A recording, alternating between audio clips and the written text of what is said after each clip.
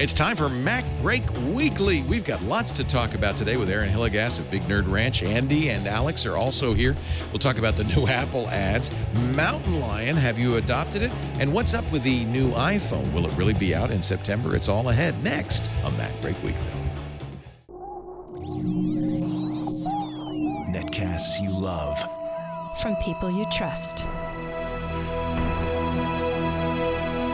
This is TWiT. Bandwidth for MacBreak Weekly is provided by Cachefly at cachefly.com. This is MacBreak Weekly, episode 310, recorded July 31st, 2012. 50 Shades of Trolling. MacBreak Weekly is brought to you by Ford, featuring the MyFord mobile smartphone app for electric vehicles. The MyFord mobile app makes the electric driving experience fun and efficient. Learn more about Ford electric vehicle technologies at ford.com/technology. And by the new Squarespace. Squarespace introduces a new content management system, making it faster and easier to create a high-quality website or blog. Plus, more than 50 new features, including mobile responsive designs with automatic device scaling. For a free trial and 10% off your first purchase, go to squarespace.com and use the offer code MacBreak7. And by Audible.com. To download the free audiobook of your choice, go to audible.com/MacBreak. It's time for MacBreak Weekly, our weekly dose of Cupertino stuff. And joining us to talk about it, of course, as always, the great Andy Ihnatko. He is like a rock. He is like always there. Always like there. Like a Ford truck. He's built Ford tough. Andy Ihnatko from the Chicago Sun-Times, the celestial waste of bandwidth, and points north. Good to have you. Good to be here. Also with us, unusually, but back again for 2 weeks in a row. I am like a ghost. A new world record. The ghostly Alex Lindsay from Pixel Core. Great to have you. You're going off after this, though. You've been to London since we were here. Or Sydney or something. I was in London and Sydney a couple weeks before. Where were you between the last show and this? I was in D.C. last week, and then I'm in Houston this week. And then wow. You get around. Next week. He gets around. But I've set it up so that a lot of these are end of the week. So I leave appreciate Wednesday or Thursday, and then I come back on Tuesday. So Dwight Silverman, who writes for the Houston Chronicle, says Houston is undergoing a renaissance. It is the new Austin. It is a place to be. I can't wait to see it. Yeah. So with me, I usually don't see anything other than what I'm doing. I know. You work hard. But you play hard. Speaking of which, where is the martini shaker? Yeah. Also with us. I left it. I forgot it. From Big Nerd Ranch, Aaron Hillegass is here. It's good to have you back. Good to see you, Leo. From Atlanta, Georgia. What brings you out to the West Coast? Well, I just had some meetings to do with, it's a big nerd center. Big Nerd Center? I also had to come out and correct you. You know, last week you started talking about my book. Where is that book? Oh, I brought it home because I'm studying it. In nice terms. The new book. And everyone was really excited about Basics of iOS Programming. That's right. Objective-C, the Big Nerd Ranch Guide. But it's not that new. It came out in November. I just waited a while to send you one. It's new to me. You were busy. I didn't want to send it right away. To me. And I've started reading it. It's fantastic. Thank you very much. So this is for people, you have many books for advanced programmers or programmers coming from other platforms. This is for people who've not programmed. Exactly. So it starts at the very beginning. And if you've done something like PHP where you're not familiar with pointers and addresses and things like that, it's also a nice way to get started with those C ideas. And will it be enough Objective-C to do desktop programming as well? Yeah. So it's not just iOS. It actually walks you through doing your first iOS application and also doing your first Cocoa desktop app. Cocoa is awesome. Aaron worked at Next, and that's where you learned Objective-C, because that was how the Next operating system worked. Did you see? You must have loved this. Sir Tim Berners-Lee at the Olympic opening using his Next Cube. He had his Next Cube out. You must have loved that. I loved it. I had a Next Cube on my desk just like it. When it came across the screen, I just gasped. Yeah. And, it was obviously Danny Boyle, the guy who put together the Olympics opening ceremony, recognized how important the World Wide Web was. I mean, there was kind of a confused piece after that involving phony Facebook and pseudo Twitter and dancing. But the moment where Tim Berners-Lee is tweeting to the world, "This is for everyone," to me was maybe one of the highlights of the opening ceremony. It was really great. Another great Next Cube cameo. Have you ever watched True Lies with Schwarzenegger? Love that movie. When they There's a Next Cube when they pan through the secret layer of the intelligence agency. Yeah. Next all cubes? Next Cubes. Well, now we know where half the sales went to Carol Co. Wow, that's cool. So did you go to Apple when Apple bought Next? Yep, I was there for the merger. It was an exciting time. I bet. What were you doing at Next? Were you a programmer? I was a developer trainer, so I go around the world and teach people how to do programming. Yeah, same thing. 20 years of iPhone programming. And I know, Alex, you'll vouch for it being the best. Oh yeah, the training is incredible. The books are great.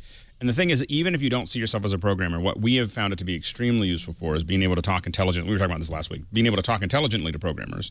So it's a great thing to build your own app, build that stuff. If you decide at the end of the book that you're not going to have the time to do that, because it's hard. You know, like it's there's a lot of work to it. You sort of devote your life to it. Yeah. You grow a newfound respect for programmers, and every time you open a new application, you're like, wow, I can't believe they did that. You know, but at the same time, it like we're developing apps. In fact, we're developing apps with Big Nerd Ranch right now. So yeah.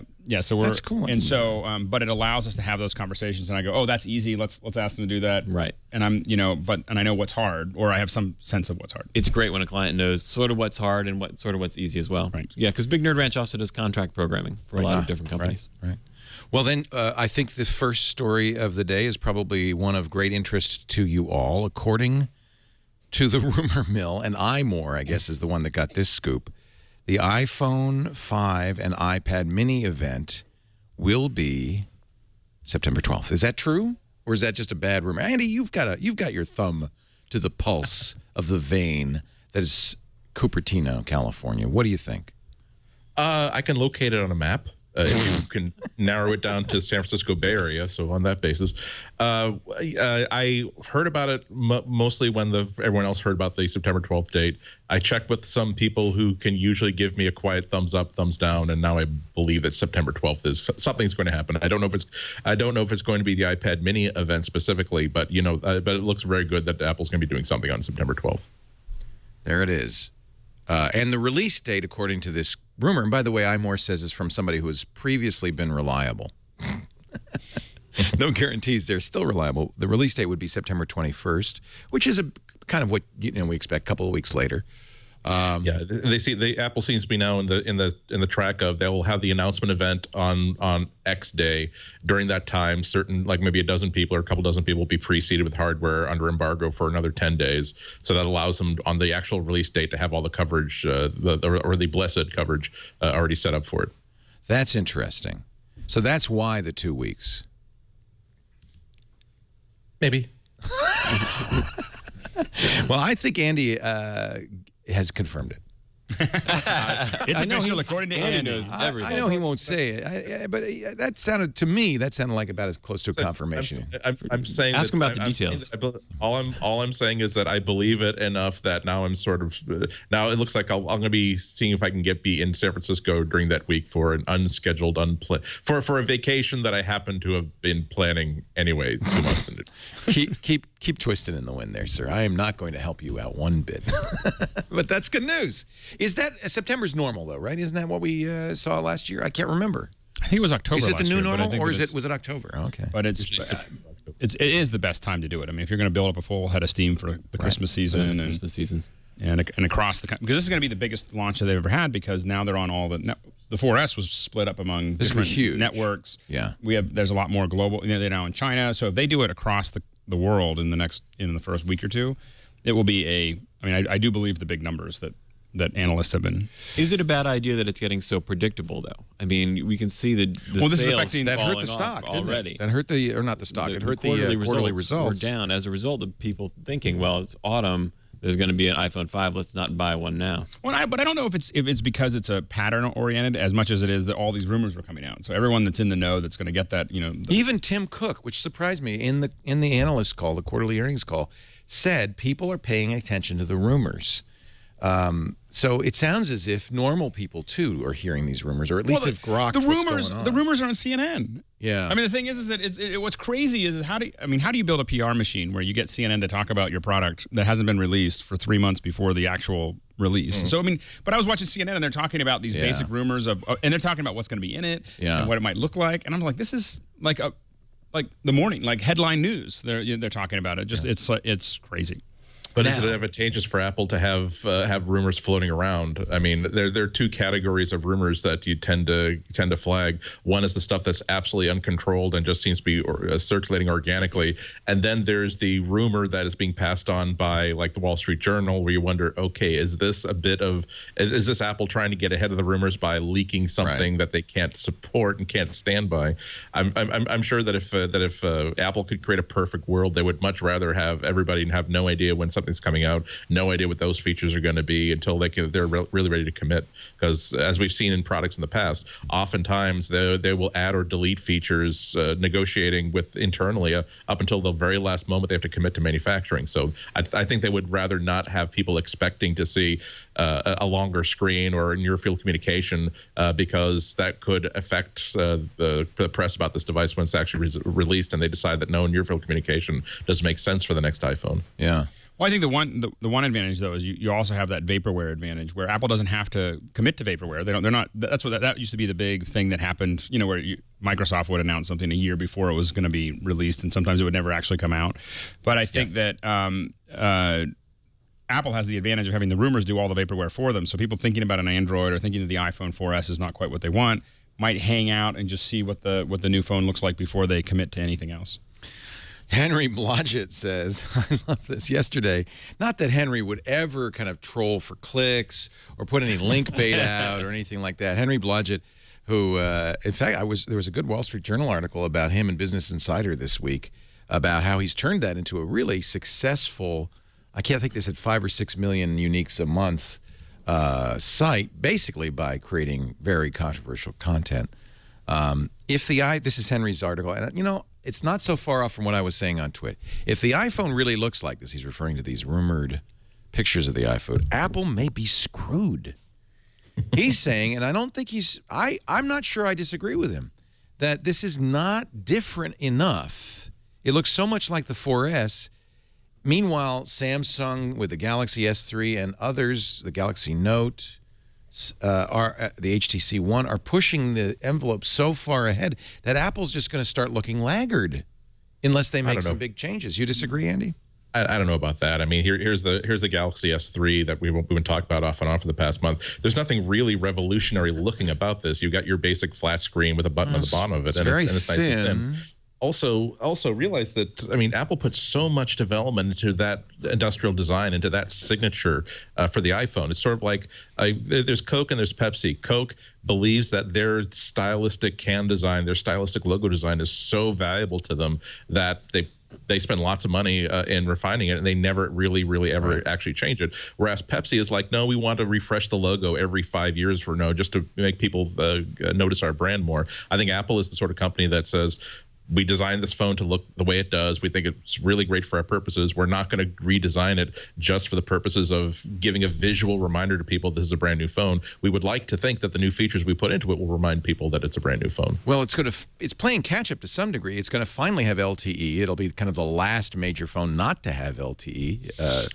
It's also finally getting a bigger screen, 3.5 inches, which a year ago seemed like the norm, is now looking paltry compared to the Galaxy's 4.8, the Galaxy Notes 5 Plus.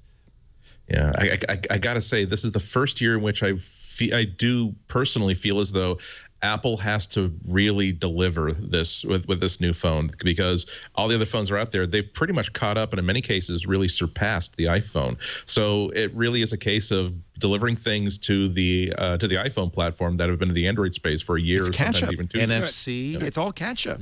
So, but I think that it's easy to get caught into this, you know, because we're very tech driven, and you know, I use a lot of my extra features on my Galaxy 2S, but I still wouldn't offer my parents a Galaxy. You know, like I wouldn't put my parents in an Android. I have to ask myself that question all the time, because I get asked on the radio show, which is your parents, which phone, Android or iPhone, and I've spent a lot of time in the last few shows discussing it, and I know what you're saying. Yeah, it's too deep. I mean, it makes me nervous to tell them I have trouble getting to certain things on an Android. You know, like, and the thing is that I get frustrated, like, this isn't working. You know, and so I don't find that the Android is not just that, because I'm now spending more and more time on it for a variety of reasons, and I like it in a lot of ways, but as I said, I think that when we think about NFC, we think about all those things. Those are people on the outer edge. There's a 5%, 10%. When we're looking at the average person who's going to buy a phone, I think that when you look at the iPhone 5, you're looking at the meat of the market. I mean, Apple has gone from being the 10% that the specialty folks used to their providing Siri, which was a big breakthrough for Apple a year ago, has now Android folks have completely caught up and in many cases surpassed even Siri. So I'm really feeling like is Apple going to have something in the new iPhone that will be one of those things that Apple's so good at doing where you go, oh, like Siri, I got to have it. But the thing is that they can afford to be behind in some ways because of the UI, because of the other stuff that they have. They can afford to. Really antiquated. I got to tell you. It looks antiquated. It looks antiquated to us, but it looks simpler than the Android platform. But I think that the one thing is that for me, if they put LTE in, I mean, yeah, they should have probably put that in the last one, but they put LTE in, I'm going to upgrade because the speed is so much faster than the 3G that I have now, or the 4G BS that Aaron, AT&T you look says. at this in a unique way because you develop apps. Sure. So apps are, and by the way, Aaron and Big Nerd Ranch teach Android development as well as iOS. So you've hedged your bets there. We have. And we think that the iPhone iOS is more sophisticated. Certainly from a developer's point of view, it's better, isn't it? Definitely. And I actually think from a user point of view, it's better as well. I think it's more intuitive. I think it's more consistent. I'd agree with you, although Android has started to catch up. Ice Cream Sandwich is a big leap forward, Jelly Bean. So they're getting closer. I don't think that they are there from the programmer's point of view. The primitives and stuff that are available to you in iOS seem to be better. The same app developed on both platforms typically takes Much longer more elegant on Android. On the iPhone. But that doesn't really answer the market question. You know what? It doesn't. And I think that in some ways it overall, does, though. I mean, because the fit and finish of a lot of the apps on the iPhone is better than the Android because a lot of the stuff that you want to do is all built in, and the developers. I mean, you can decide. You can tell me if I'm wrong. No, they have large built-in pieces that we can like piece together and make something usable and reliable. I mean, usually customize it to make it extra pretty, but when you look at like the Windows Phone apps that are coming out, they're just buggy. Even the ones coming from Microsoft are. Well, let's not throw Windows Phone into this mix because that's going to 1% of the market. That's not exactly what Apple's. It's also another big discussion, but I do think that whether that's true or not, the big developers who are developing on both platforms take the extra time to make the Android app as close as possible. Path is a good example. It's 99% on Android of the 100% on iPhone. Waze, which is another good example, is virtually identical on both platforms. So I think, admittedly, it's harder work for them, but they're putting the time in for parity because they realize the Android side is huge. It's a huge number of devices. You can't ignore it. There's also the principle that I think that as people who are inside like we are, I mean, whether we really focus on every single detail about what these devices are, I think for the most people out there, they really are. They expect it to be above a certain line of quality and ease of use and reliability. Once you get a product gets above that line, that's not the only consideration anymore. And something as simple as, gosh, this is a nice big screen. It'll be so much easier to read books on this. It'll be so much easier to read maps on this. Hey, what's that? You say that this Android phone comes with like free maps and navigation. And it's free for life. And what does it cost on the iPhone? Well, that costs $30, and plus you'll have to buy a subscription every year. Oh God, forget that. Well, but that is another area where Apple's playing catch up, and the next in iOS 6 will have that. But in everything we've talked about at this point, Apple's playing catch-up. Even the Retina display, which is so gorgeous on the iPhone, this Galaxy S3, maybe not quite as high a DPI, but it's very, very close, within 28 pixels per inch. It's close enough. Yeah, and also the larger screen makes it a lot easier to type with. 1280 by 800 is awesome. Now, what about when I switch between the iPhone and this S3 like on an hourly basis for different tasks, and now I really am finding it annoying to type on the iPhone's keyboard because the lack of swipe and plus just the smaller targets make me think, oh man, I wish this had a larger screen. And here's another big risk, and we've talked about this before, and I don't want to belabor it, but the new connector is yet another little speed bump. But you add a number of speed bumps up, and pretty soon people say, well. Yeah. If I'm going to have to get a new dock, I'm going to, the only thing really at this point that's lock-in is the ecosystem, right? That's right. If you've bought a lot of Android apps or you've bought a lot of iPhone apps, you're locked into that. Or iTunes Music. I mean, there's a lot of ways that Apple brings you in. But wait a minute. If I do iTunes Match and replace my music with those unprotected AACs, can I not play that on any platform at this point? I think so. The bigger problem is, and this is the subject of the third part of my epic 3-part Mountain Lion review in the Sun Times, is that this is when you start to design your workflow around iCloud document syncing, that really is a file lock-in, because those files are not going to be exposed to the file system, not going to be available through any third-party app or first-party app to any other platform. So if you're going to be using iCloud syncing to manage your document migration from device to device to device, if you commit to that, then you really are committing to iPhones and iPads for the next couple of years, and that's kind of a big consideration. As for my work, and here I'm only speaking personally, that's why I'm not going to be switching to iCloud for my document stuff. I'm going to be sticking to Dropbox, chiefly because there's so many times when I need to be using a document on a device that doesn't have an Apple logo on it, or I need to share something with somebody who is not necessarily using Mac OS, and so lock-in is becoming a bigger and bigger problem as the years go by. I still think that the issue is, like, for me, I have the same concerns about using iCloud for a lot of those things, and we're pretty heavily committed to Google Docs, for a lot of that. And Google Drive, but the issue is I keep on thinking about the meat of the market, the 70%, 80% of the market that where simplicity is all that matters, and the fact that it's easy, and I can, when I look at it, I look at my parents, my brothers and sisters who are not really, this isn't their business, and I got my dad an iPad, and he uses Flipboard and the web surfing, and he watches Netflix, and I think that's about it. And he's very happy with it. Like, he thinks it's great. But it's not. But I just think he would get. It took me a long time to get him over some of the humps with the iPhone, and I think if it was an Android, I think he would have just taken it back. But to me, that's another point that indicates that maybe iOS and macOS aren't going to be quite as desirable. There's a point at which you should stop trying to improve a door handle. That you got it, you pull it, it opens, it closes, it works great, and then you can tell me about how it's great because it's contoured to the hand and the mechanism is designed to 0.00001 tolerances, and we got the guy who designed the latches on the space shuttle designed this, and most people are like, when I pull it, does the door open? Yes, good.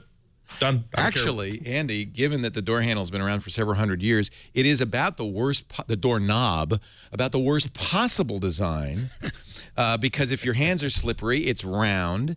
It gives you no information about whether the door goes in or out. In fact, it's possible to design a much better doorknob. I wonder if that Apple stays the way it is for inertia reasons, not because it's the best possible design. A lever doorknob is a much better design than a round doorknob. But Andy's point is that inertia is sufficient. It might be. Good point. All right, if that's your point, I agree with you. I mean, people have been putting up with Microsoft for a decade past its prime. I mean, Windows. No, I agree. I agree. And that's pure inertia. I am in a different. We're all in a different category where we pay so much more attention to this than the average Joe. In fact, that's why we're going to have a poll. I want to do this more often. I love this. This is something that a guy named Dan Dirks designed for NSFW. It's called Straw Poll, strawpoll.me, and we're going to do one at strawpoll.me/1138.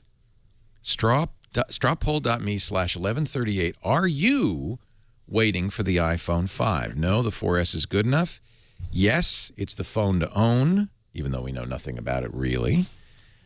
I'm waiting for my contract to renew, so I won't be buying. Or, no, I'm sticking with my Symbian phone. I didn't give you an option for an Android phone because you shouldn't be watching this show if you're using an Android. Lump it in with Symbian. Okay, Symbian. I should have put Symbian / Android / Windows phone /kin. And what's nice about this is we can watch these results come in real time. So far, 770. Oh, well, never mind. I won't give a count because it's going up so fast. And this is awesome. By far, isn't this great? It is awesome. By far, 51%. Yes, it's the phone to own with 425 votes. 21%. I'm still rocking my Symbian phone / Android / whatever. 16%. I'm waiting for my contract renew. 11%. No, the 4S. So that's interesting. A lot of people ready to upgrade. do you Even though they know nothing about it. They know nothing about it. But I think we know, right? The rumors, the rumor mill has to be somewhat accurate at this point. Maybe not. I don't know. Hard to make. Do you look at people using BlackBerries, just looking at it and go, oh, isn't that quaint? Oh, I do. In fact, you see it on TV all the time. When I see it, I feel like I'm going to have to talk slowly. I feel like I'm watching Wall Street or something. It's Michael Douglas. What is that? That's the weird thing about, like, I've noticed this in the movies, that almost never will you see anybody using a phone that anybody in the world was using, even at the time that the movie was being filmed. I tweeted about this, and lots of people helpfully informed me that, oh, well, you do realize that you're not watching this movie live. It was filmed a year and a half ago. Yes, I know, but a year and a half ago there were iPhones. A year and a half ago, there are people with flip phones out there, but not as many people as you see in the movies. You'll see people who like make $300,000 a year. It's like, hi, I'm a Tech Mobile. Let me answer my phone. Click. Hello? Wait, let me text you back. It's as bad as having an AOL.com address. Well, remember that Sony makes a lot of movies too. Right. This new Spider-Man movie, it's all Sony. And are they carrying Sony phones? Oh yeah. So Sony that's really video that's cameras, that's kind Sony of computers, everything. I can understand the computers and the cameras, but the phones, come on. And nobody's carrying an Xperia phone, please. Even Spider-Man's not that nuts. All right, so we'll let you take the poll. We'll give you some time. Strawpoll.me/1138. We'll check back. We've got 1,000 votes so far, but I'm sure we'll have two or three times that number in a bit. While you're voting, we'll come back. We'll talk. We got lots more to talk about. Aaron Hillegass is here from the Big Nerd Ranch, bignerdranch.com. Andy Ihnatko from Chicago Sun-Times and the Celestial Waste of Bandwidth, and Alex Lindsay from the Pixel Corps. Let's talk a little bit about Ford, the Ford Motor Company. They have the same kind of issue, don't they? If you're designing a durable good like an automobile, your design cycle. Now, Ford's really good. This is an engineering-driven company. One of the reasons I really like being a partner with Ford is that this is a company that focuses on engineering. It's from the top down. Their CEO was an engineer at Boeing. Designed almost all the modern Boeing cockpits, including the 777. I mean, this guy knows what he's doing, and it's an engineering-driven company. When they look at problems, they solve them with an engineering mind. So one of the things he did when he came in to run the company was he lowered the amount of time it takes from sketch to assembly line for a car, but it's still a year or two or three, I think. And people are going to own that car for several years. So how do you stay up to date? And he came up with a great idea, and his team. I talked to the CTO of Ford a couple of weeks ago, and he was the one who told me about this. It's Paul Macarenis. It's a platform. Think of the car as a platform, like iOS is a platform or Windows is a platform that you design for. So this is you want platforms you don't want to change every 3 weeks. You want it to be a stable, consistent product. The car is that. We put the sensors in, we put the interface in, and then the API. That's the key, right? So you create a platform and you create a programmer's interface that people could develop for it. That's what Ford did. They call it AppLink. That's their API. They just opened a branch, an office in Silicon Valley to encourage developers to come and develop for Ford.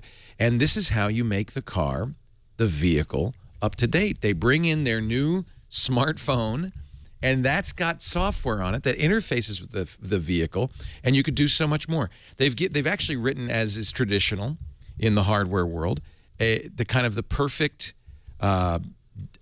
reference app for this. If you go to Ford.com/technology, you can find out all about it. It's designed for the 2012 Ford Focus Electric. It'll also be part of the Energy when that comes out next year, the hybrid electric Fusion. It's called My Ford Mobile. The My Ford Mobile app is so awesome. So take a look at the 2012 Ford Focus Electric. In fact, this is the way to do it. Go to a EV-certified Ford dealer and bring your smartphone. Yeah, it does work with BlackBerry, but also iOS and Android. And you can see it in action. You could test drive both the app and the car. So it does things like tells you where the car is, tells you where the nearest charging stations are, the state of charge on the battery. Even if it's in the garage and you're in the living room, you could say, hey, wait a minute, don't charge now, charge at off-peak hours. And it knows what the off-peak hours are. You could say to it, hey, I'm going to be driving tomorrow morning, 8 a.m. Make sure the cabin temperature is a perfect 72 degrees. And it'll do that while it's plugged in so it doesn't use up battery power, heating or cooling. You can actually see how much CO2 you saved, how much money you've saved by using the Ford Focus Electric. And there's a My Ford Mobile website where there's leaderboards and you can compete. I mean, I just think this is Ford saying, look, we're going to give you a platform, we're going to give you an API. This is what we can do. Let's see what you can do. And already we're seeing a lot of apps designed to integrate with Ford Sync and My Ford Touch, and soon the Ford Focus Electric. 2012 Ford Focus Electric. It's available at a EV-certified Ford dealer near you. And soon, the energy, and bring your phone when you go to test drive it so you can test drive the My Ford mobile app too. Find out more at Ford.com/technology. Votes are still coming in on our straw poll, and it's 51% the phone to own by a large margin. I think the Symbians are just, I think a lot of those Symbians are just a joke. Well, I always put the number. The fourth choice is always a joke choice. Right. That's the secret poll pro tip. But still, look at that. More than half are going to get the iPhone 5, and that's what all the analysts are saying. So Blodgett probably is full of it. It's probably link bait when he says, nobody's going to buy this phone. It's what everybody says. They say that like we have this conversation before every iPhone launch that no one's ever going to buy it because it didn't look enough different, or it's not fast enough, and it's behind Android, and it's all like we hear this, and then they sell 50 million phones. I thought that about the 4S. Remember, we thought that about the 4S. Oh, that's a minor upgrade. Who's going to buy it just for Siri? It looks exactly the same. Everybody. Yeah, I mean so that we have this conversation. You're right. This is a movie I've seen many times. If the 4S is any measure, this is that exactly looked the same. Yes, exactly. Which was useful because it meant that all of our cases worked. All the cases worked. Yeah. That's a big deal. That's a big investment for me. Like changing the investment, my cases, because I have a lot of batteries. It's like that's why I think the connector is a big deal. I don't know why people don't think the connector is a big deal. Well, I don't think it's a big deal. I think it's a big deal to people who've had, for people like us who've had iPhones for a long, long time. It's going to be a nuisance to have to buy an adapter or to replace what's probably going to be just a $20 cable. And then we're just going to shrug and move on. Everybody else is just not going to even notice it to begin with. I guess I'm the idiot who has the $200 clock radio with a 30-pin dock on it. I have that too. I'm the idiot with the Sonos docking station for $139 with a 30-pin connector on it. I'm the idiot with 40 30-pin connector cables. What excuse me, but I'm the guy who spent all that. How much hundreds and hundreds and hundreds of dollars on the 30-pin connector. Okay, I'm sorry. But it's not, by the way, the Retina display. Nobody can tell me that the new MagSafe adapter, the MagSafe 2 on the Retina display, is in any form or factor better. It's worse. It's worse. Well, I like that they went away from the L because that's a real problem for me. No, why is that a problem? The L is right. I had a bunch of shell cases that didn't work with this, well, so I wanted to go straight in. That's a bad reason. But I'm just saying. So some third-party crap app didn't work. But this is not an improvement. It's bigger. It's thicker. It doesn't have the L. It falls out easier. It sticks out too far. Sticks out too far. I will say that I would have preferred them to just keep the same form factor. I don't understand the form factor. Well, I guess they had to make it thinner. Well, again, because that extra quarter of an inch was that important. Think of all the benefits we get from that extra quarter inch of thinness that we got on this new MacBook. Is it that much? I'm just curious. Couldn't this have worked? It is. It's not even a quarter of an inch, Andy. I'm talking. It's 2 millimeters. No, the new MacBook is about a quarter of an inch thinner, and that's why it had to make all these really big adjustments to make it work. But yeah, no, I have Mr. Pogue wrote a column today or yesterday about how he can't get the new MagSafe connector to stay in. I had the exact same problem when I was reviewing it, and for the month that I had the Retina Mac, it was like it's fine so long as you don't move the Mac. Mine falls out if I look at it funny. If I did as much as simply lift it up for about an inch just to move it someplace else on the desk, it would come right up. It's a failure of design. No question about it. But I guess it didn't stop any of us from buying a Retina MacBook. I said it works for me to some degree. I will say that the Retina is just for a professional. Best computer ever made. Ever. Best computer ever made. Hands down. Did I tell you I got 2 Thunderbolts and an HDMI out? Oh, shut up. I am very tempted, though, to get a Thunderbolt 27. Yes. I'm very tempted. There's another $1,000 Apple gets on mine. So now, the other part of this Rene Ritchie rumor and iMore, and a tip of the cowboy hat to Rene Ritchie, is that not only will there be an iPhone. By the way, it's not the 5. It's just the next iPhone, whatever. Yes, it's not going to be a 5. It's going to be. I doubt very much it'll be a 5. That there will also be a mini. Will there be a mini announced? An iPad mini? Will that be? Do we? I think that our discussion is what the price point will be, not whether it's coming out. And it may come out, but that's the wrong time, isn't it? Shouldn't it come out when the iPad comes out? I honestly, at this point, I'm not going to guess what day it's going to be released. I'm not going to guess as to what feature set it's going to have. I would be at this point, I would be a little surprised if we didn't see one released in time for holiday buying. I guess but I won't be shocked if it. I won't be shocked if it doesn't happen either. Does not kill the iPad new sales? Or no, I think there's some people that are going to want. I mean, there's definitely people who want the. What if the it's bigger 250 or $300? I don't think it makes a big more for the impact bigger at 300. I don't think that it. That's a straw poll for next week. Yeah, because I think that at $199 it's scorched earth. I mean, it just annihilates the entire tablet market. Anything above that, it will start to drop off in its effectiveness to do what I think Apple's designing for it. I think $199 is the price that Apple needs to figure out a way to come in at to really make it have the impact I think that they want. On the other hand, they might want to go above $199 only because that's what everyone else is priced at. Right. I think that psychologically, if they even price us at $229, they might be communicating subtly, well, ours is a superior product. We don't have two different logos stamped on the back of it. That's just the Apple logo. And I mean, and a 16 gig at $249, which is pretty much the same as the Nexus, would be competitive as well.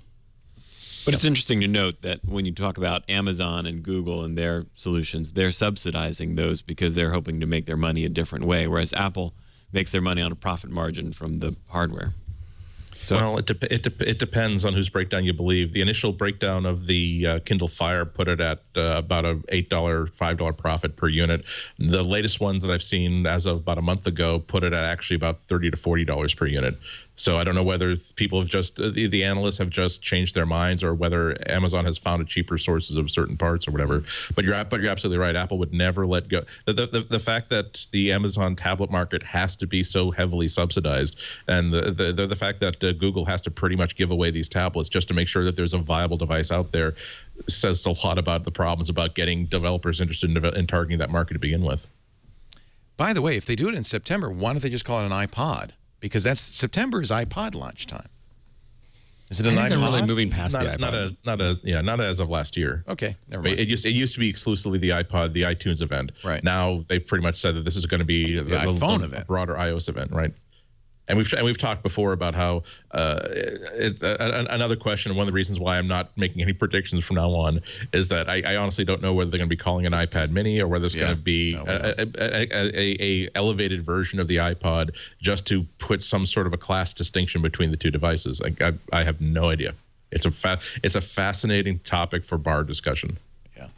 Well, we're going to move on because I think we've discussed it to the breaking point, and we do have something else to talk about. A new operating system is here.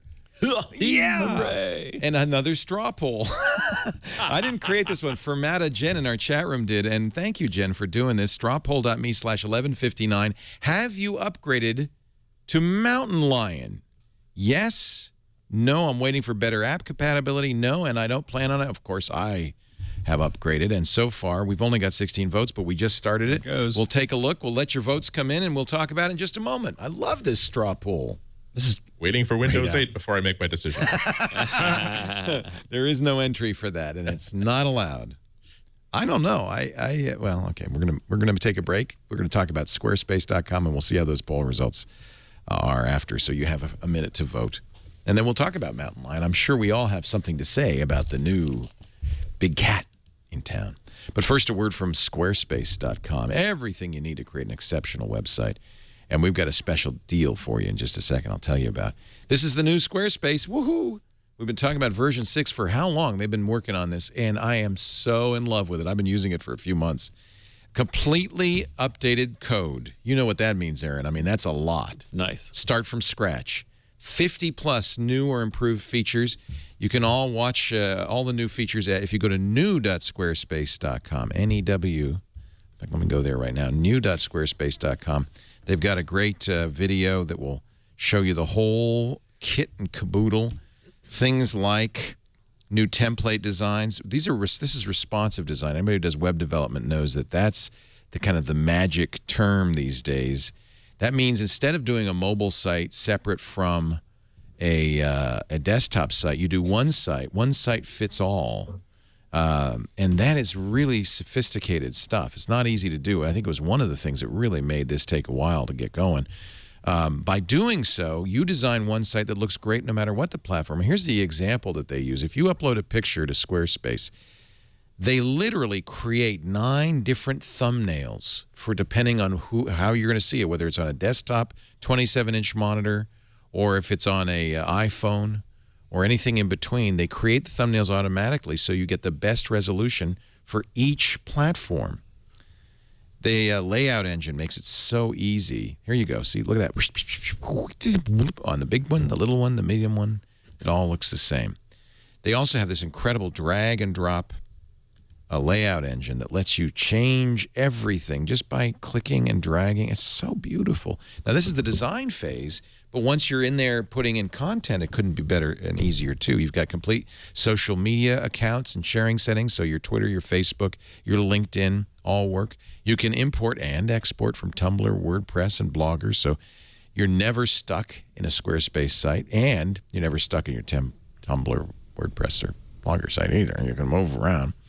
I mean, look at the video, and you'll see how slick this is, even embedding Google Maps, things like that. The new Squarespace is here, and we're celebrating. One thing I really admire, they did not change the pricing. Their simplified pricing is still in effect. 2 plans. For $8 a month when you buy yearly, you get the basic plan. That's very affordable. And by the way, this is hosting and the software. You're not paying for the software. You're paying for the hosting. The software comes along for the ride. $16 a month when you buy the annual plan gives you the amazing unlimited plan. This price, I don't know how they do it. $16 means you get unlimited pages, galleries, and blogs. You get unlimited bandwidth. Unlimited. You check with any other web hosting company. That is a very expensive feature. Add to that unlimited storage. No limit on the amount of storage your site is granted. And unlimited contributors, which makes it very good to do a site with multiple contributors. You have custom domains, automatic. When you get a yearly plan, they will register it for you, hook it up. So that's simple if you got a custom site. Advanced form builder, Google Apps, MailChimp sync. Don't know what that means, but I'm sure it's good. Is that like a mailing list thing, MailChimp? I haven't used MailChimp. Publish to Facebook pages, 24/7 support, always available. It is really the best. So I remember I told you I was going to give you a deal. Here's a deal. Try it free. Just go to squarespace.com and press the Get Started. They call it Get Started button. So you get a 14-day free trial. You can switch the templates. You can play with all the tools. You do not give them a credit card. You don't need to. You don't even need to give them an offer code. Just do it. It's a great way to make a site and just see if you like what you see. If you do and you decide to buy, please do me a favor and use the offer code MacBreak7, 7 for the month of July, 7th month. And you will get 10% off your first purchase. That's why it's worth making it the annual purchase to save the most. 10% off your first purchase when you use MacBreak7. Don't forget that free domain registration is thrown in as well. Squarespace.com. Love it. So far, 390 votes. And this confirms what we're already seeing. What did Apple say? 3 million people in the first day downloaded and installed Mountain Lion. Of our audience, and I would expect this, 64% are mountained. 20% say waiting for app compatibility. Only 16% don't plan to upgrade at all. That's crazy. Like I'll say to well, they go might slowly, be in your, but yeah, your camp. You're not going to. I'm not going to say I'm not going to upgrade it ever. Right. I'm just saying that I'm upgrading. I upgraded one of my smaller machines, and it worked fine, didn't it? It does work fine. So the early tests are good. I've been watching the blogs. There is a page on Apple support forums of people having problems, but they're really rare. It seems to be a very stable, simple upgrade. Well, it's not a huge upgrade, right? It's Lion plus a little bit more. It's an incremental step towards better. I don't know. Well, it's interesting because some are saying, like John Syracuse is saying, it's a bigger upgrade than Snow Leopard was for Leopard. What do you think, Andy? You wrote the big long review on. He wrote the book. Sun Times. No, Syracuse wrote the 3 books. Yeah, he wrote the 25,000 word. Exactly. Yeah. I think it's a big thematic upgrade. There aren't as many big differences. I'm sorry, no, there are just as many big differences between Mountain Lion and Lion as there were between Lion and the previous edition. I think that it's a thematic upgrade, and that this is probably the most in-your-face, holistic integration between iOS and macOS we've seen yet. The back to the Mac features that we saw last year were mostly things where they're going to give you an application launcher, but if you never want to use that, you never have to use that. And almost every feature that they integrated that way was of that caliber, where if you never want to use multi-touch gestures, you never have to use it. Now it's hardwired into the operating system, where you can decide not to use the sharing buttons, but you will see the sharing buttons everywhere, and you don't have an option of not using the notification manager, because that's the way that every standard app now communicates with you when it needs to communicate with you.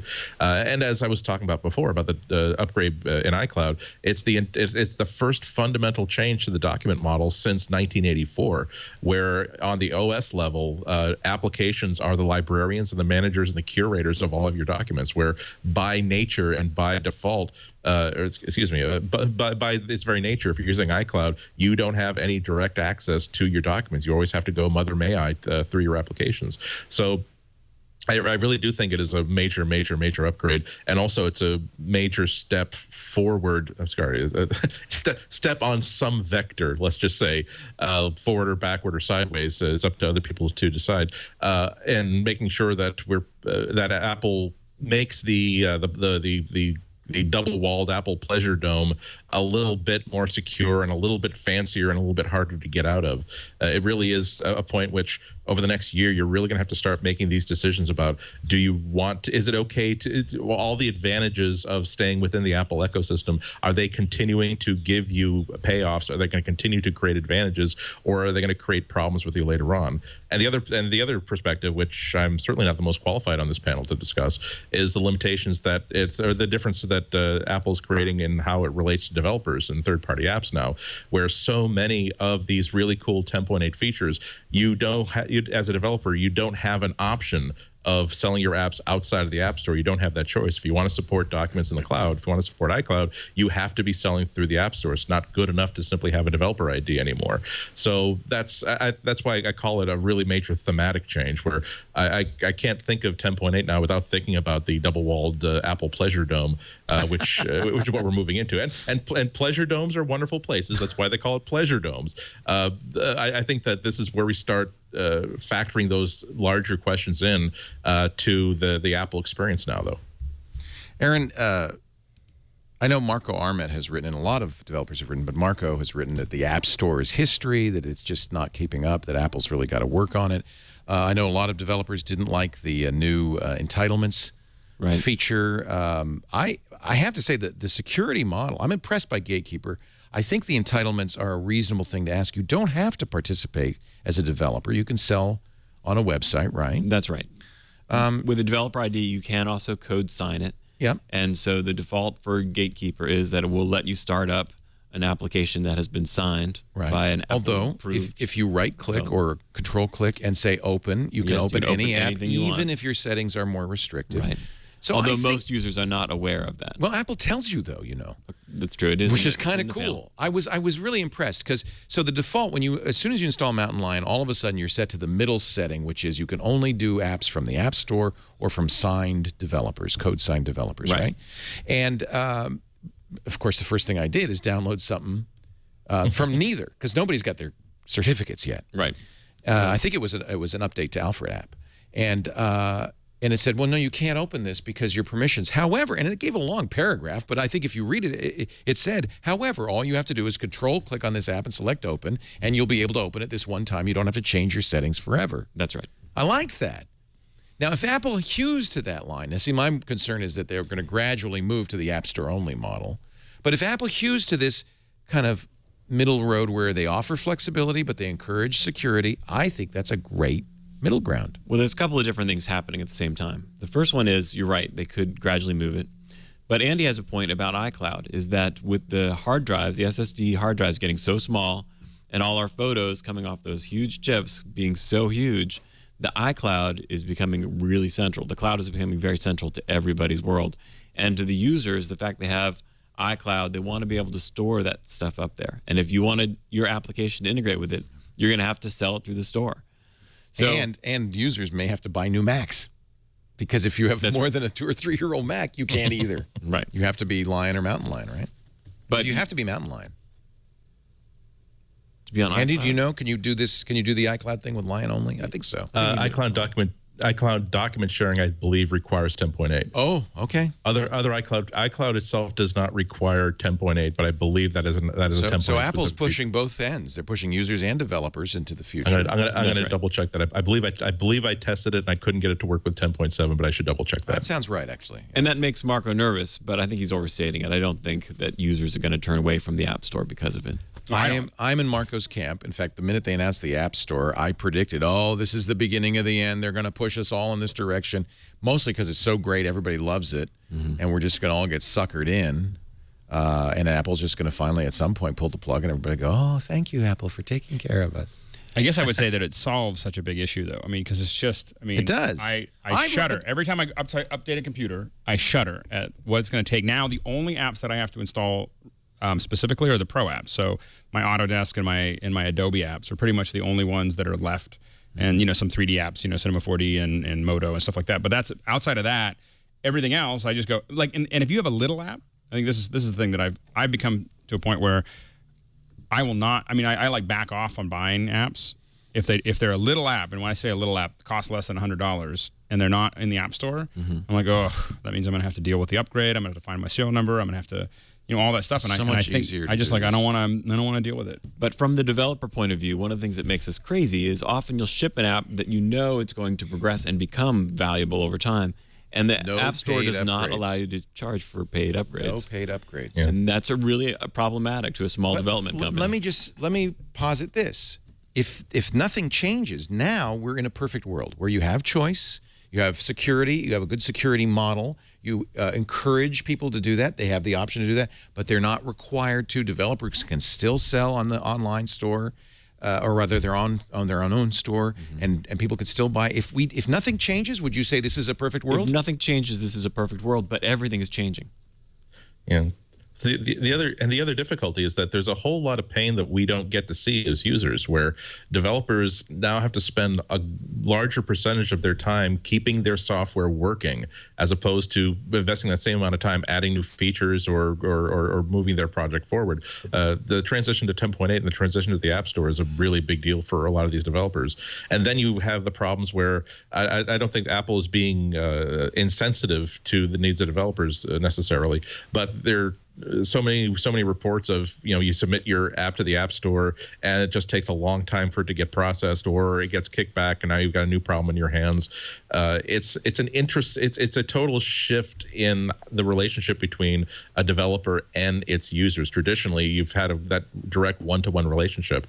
It's kind of funny that developers and writers like myself, our jobs have totally switched positions now. It used to be that 10 years ago, if I wanted to publish something, I had no alternative but to become a columnist for a newspaper or magazine, or get my book published through a major publisher, because they were the gatekeeper that decides what doesn't get published and what the people do or don't want. Today, I can just simply write whatever I want, click a button and publish it and sell it immediately.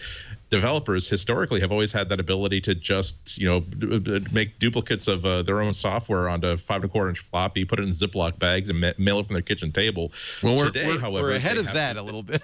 Well, no, but that's historically it's always been, I'm going to until I start working for a larger company, or until my company gets bought out by another company, I will have my own business which I sell my own software.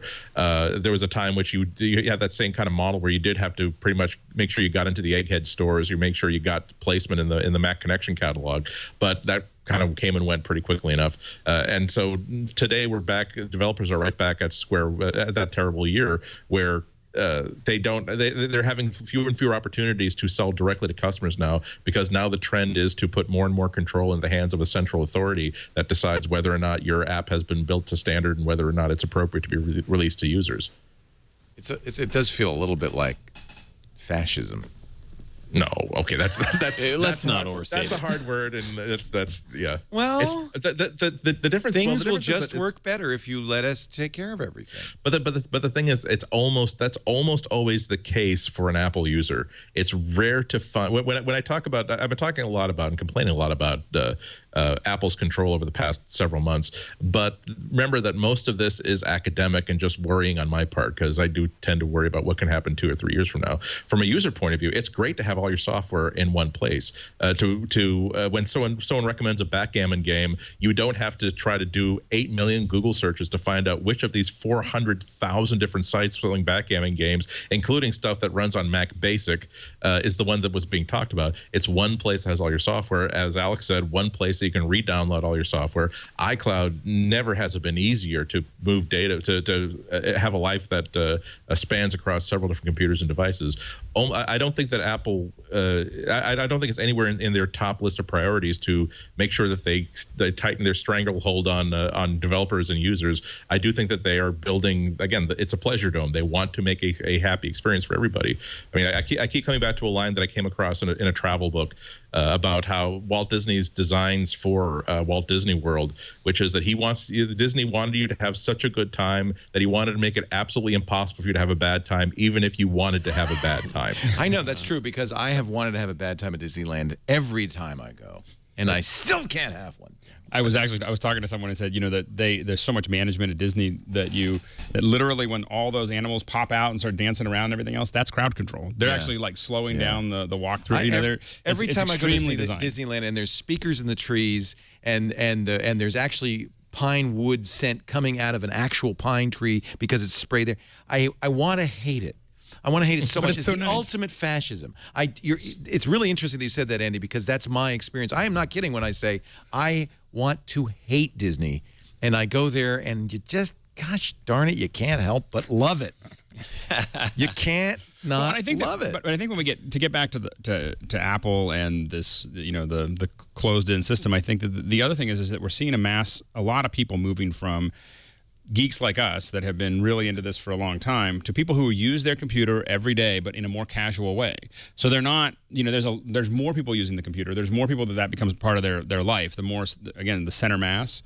And they're not using it only when they have to do some word processing, or they're not doing it only when they have to do things. They're using it all the time, but it's a much more casual experience, but they want that casual experience to be easy.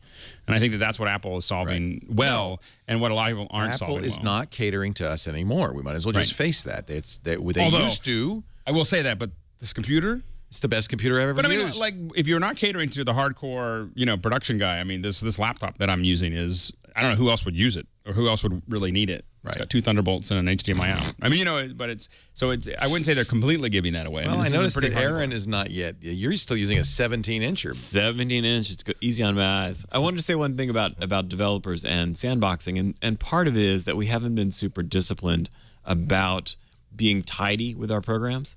So this is a good thing. You would install a printer driver, and it would put in a daemon that was running all the time and a kernel extension. Yeah, it was no big deal. Whereas now you're going to have to check off on that, and you're going to ask, wait a second, why is it installing this? I would submit that's not only good for users, that's good for you developers. Oh, I think so too. I think developers are going to be a lot more disciplined about what entitlements they have to claim. And I would rankle at being told by Apple you can't do a demo version, you can't do paid upgrades, you can't do open source, but they're not saying you can't do it, they're just saying you can't do it and be on the App Store. And as long as they don't lock out that third party, as they do on iOS, I mean, we have to point out, they have already done it. They did it on their most successful platforms. They have done it. And by the way, to back your point, Alex, you don't hear people complain about that on iPhone or iPad at all. Developers don't complain because those who make money are doing fine. Users don't complain because they never could download third-party apps. Well, and I think that when you look at that ease of use, I think, again, users, when I look at my parents, I don't want them trying to install stuff from the web. That's to figure it out. Your parents, you will always set that setting, App Store only, App Store only, App Store only. Yeah. Okay, but I agree with almost everything that's being said, that most of the decisions that are being made by Apple are making things much better and much tidier and a more stable, more attractive platform. But do you think that Apple would ever advertise a computer by saying, it's the sort of computer your parents would use? Like, no, that's not a good selling point. Because, I mean, it's... But remember, Apple's always said for the rest of us, Apple has always said that this is not in the very earliest days when computers were for the ultimate nerd who was flipping switches on the front and building and soldering, Apple always said the computer for the rest of us. That's not really a departure from what Apple's always said. Okay, but Apple always said, here's to the crazy ones, the square pegs and the round holes. This was early on when they really needed to reinvent themselves. They decided to reinvent themselves by saying, we are about the 15% of those people out there. And now, if there's something that I worry about, it is that they're so focused on the 85% that they could at one point make very mediocre, middle-of-the-road computers that is fine for most people out there, that everybody will, these Jay Leno computers that everybody will like it enough to tune in, but nobody's going to love it.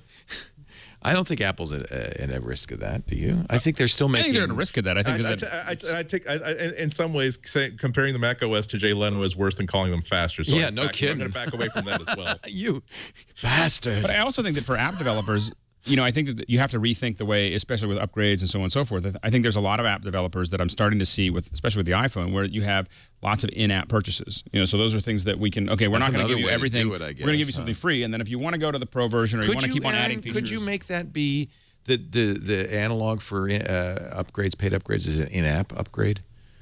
I would imagine.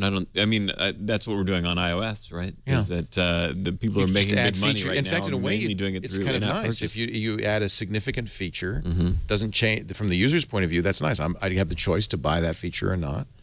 And it's something that even if you didn't think about it when you released it, you can do a free update that then sets you up for the new in-app purchase. And then when they pay their money, you throw the switch. Exactly. So I think that it just requires a little bit of creativity. Well, and for a while we were thinking about building our own compositing application. An app that would do something like Shake, because when Shake was getting discontinued, and we decided it was too hard. But anyway, but when we were looking at it, one of the things we were looking at is the idea that would be a platform, and then when you want to add plugins and features like that, that's free.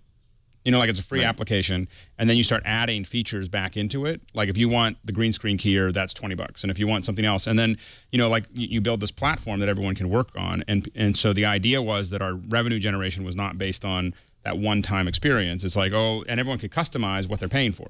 So there's $3,000 worth of functionality, and this person will buy $600 over here, and this person will buy $300 over here, and this person will just use the free version, and the idea, so to me, the in-app purchase makes total sense. Because it's not just that; it could be training, it could be, more information, it could be added resources. All of those things could be part of that environment. As long as you're not Sherlocked.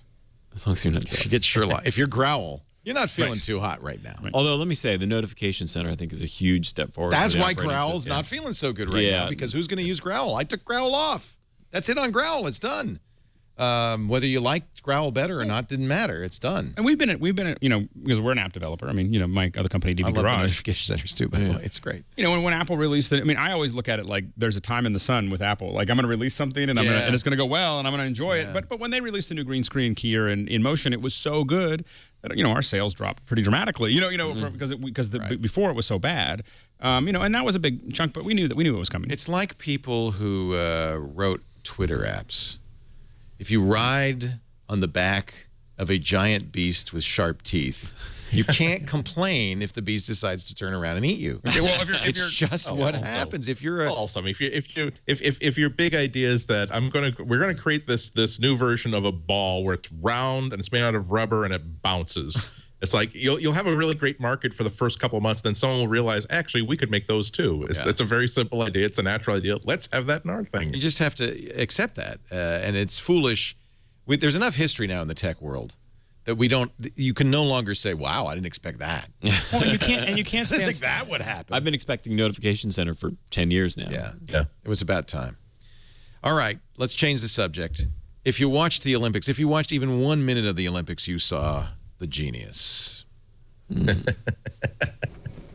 a genius. 3B forgot his anniversary. He wants to make his wife an iMovie, but we land in 27 minutes. Look at all this footage. It's gonna be okay. Move this here? Mm-hmm. So I just drag in our wedding song? Yeah, from iTunes. What if I wanted to add Please turn off all electronic devices. Oh, we're not gonna make it. We're gonna make it. Add the sepia effect. It's very romantic. And done. Awesome. We have 2 minutes. 21F is working on a keynote. Let's go. Let's do this. Worst campaign ever? Not Mac-ish? Ferris Bueller. Those are your choices. I want 1,000 words in 10 minutes. I have to say that it was very gutsy for Apple to also have that new page on apple.com that lists the home phone numbers and addresses of every Apple genius, inviting you to, if it's Thanksgiving I got to point out one thing. Okay, look closely. First of all, the genius is sleeping in his genius T-shirt. Yeah, that's problem number one. Problem number two, he now gets up and he's wearing his badge. Okay, I don't know. You see this syndrome, like, where if off-duty cops and off-duty firefighters do not look like off-duty cops and firefighters, right. the people who dress that way are the people who have some sort of psychological imbalance where they like the authority that comes with the uniform, and they like so maybe this is just some guy who's just like cosplaying an Apple genius because they want people to think, oh, here's a friendly guy who knows about technology. Oh no, if you want the cosplay, the best cosplay is this second ad, where the guy comes up and says, I kind of bought a Macintosh. Did you see this one? Hey, you're a genius, right? Yeah. I basically just got a Mac myself. But wait, what do you mean basically? Basically, it looks like a Mac. Great, and it came loaded with all the basically great apps like iPhoto. You look like Doc from Back to the Future. Basically, okay. Actually, I thought he was like Doc. I wonder if Dan Castellaneta had a brother or something. He looks a little bit like. I don't know. I think that's Reverend Jim from Taxi. I'm pretty sure. That's especially that one frame. So we got a faux Ferris Bueller and a faux Reverend Jim. Laugh knowingly and walk away. And then, of course, this is the faux genius. Ringing a bell, huh? No. Who sold this to you? He did. Said he's basically an Apple genius. Now, I have to say, I like these ads, but I agree with a lot of people who said Steve Jobs would never have approved them. They don't feel, well, I don't know why there's a difference. All right, so number one, let's never let you use the phrase Steve Jobs would never approve this, because that should be retired. Yep. But for me, I had problems with it because it's smart in that it reminds people that there are these Apple geniuses in every Apple store where you can take things in, have things fixed or advised for free. That's great. But the bulk of the commercial is, and like, wow, amazing. Do you realize that you can actually use music in a video just by well, you can do that. I've got an Android app that can do that. Yes, but you can do a keynote presentation. That's interesting. Again, that's something that I've been able to do for many years with Windows. You want to try out my Windows 7 laptop? This you can actually do I actually they have mouse support now, you know. I think the audience is different. This is my theory. Yeah. Do you remember the Coke? It's only on the Olympics, by the way. Do you remember the Coke in the Morning ad series? No. So 1988, Coke came out with Coke in the Morning, and the idea was they had claimed these users, and they wanted them to consume more Coke by drinking it in the morning. Of course. So Coke in the Morning. This is trying to get somebody who bought the iPad who doesn't like computers. They feel like a dummy because every normal person in those commercials is a total dummy, right? They feel like dummies. They want to go and sell them a laptop.